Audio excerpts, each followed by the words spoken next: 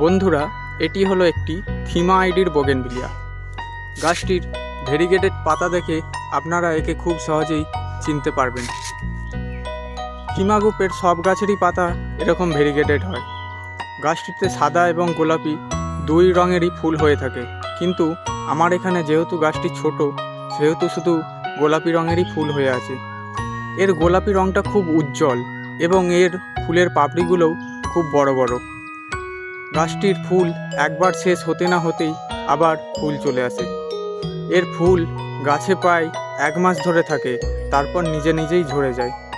গাছটির দামও খুব একটা বেশি না। গাছটিকে আপনারা খুব সুন্দর শেপ দিতে পারবেন।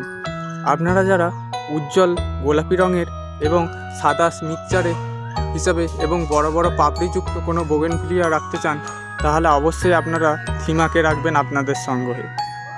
বন্ধুরা, আজ আসি, আবার আসবো নতুন একটি শর্টস নিয়ে। ততক্ষণের জন্য সবাই ভালো থাকবেন। ধন্যবাদ।